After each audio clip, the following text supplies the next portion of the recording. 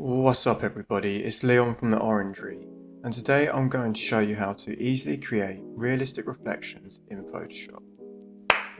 Now the reason why I include reflections in so many of my post-productions is it creates for such a more dynamic scene.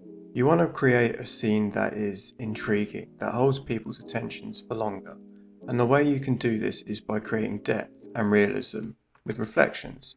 This process is very simple with a lot of impact, so let's get into it. Okay, so this is the demonstration scene that we'll be using. As you can see that I've put some reflections along the gutter line where water would build up. It's reflecting the whole scene, the trees and the figures, which is helping ground them a little bit more. So to start, what we'll do is completely hide all the layers until we're just left with the base scene. Okay, first thing to do is to duplicate your base scene, like I've done here. Then you want to bring up the transform controls, Command T, and then right click and flip vertically. This is going to be the start of your reflections. So I'm going to lower the opacity here to help me match up where the reflections are going to start.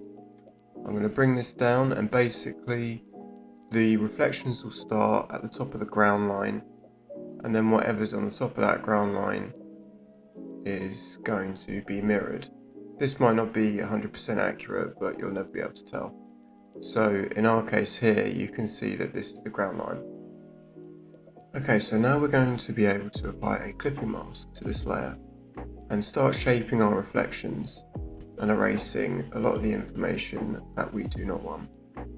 So on the clipping mask, I'm just going to use the paint bucket tool and completely mask out a lot of that duplicated image. And now with a brush with 0 hardness and quite large settings, I'm just going to brush out and start shaping the reflections.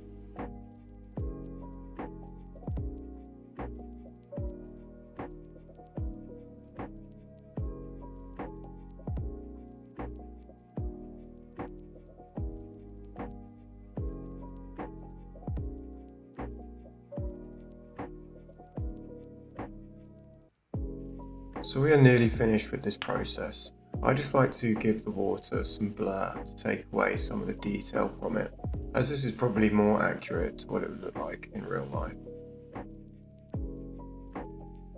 And then experiment with the blend mode. I found that soft light works well.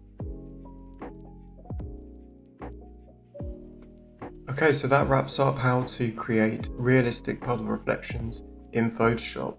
I continue to layer up different reflections over them to make them even more dynamic.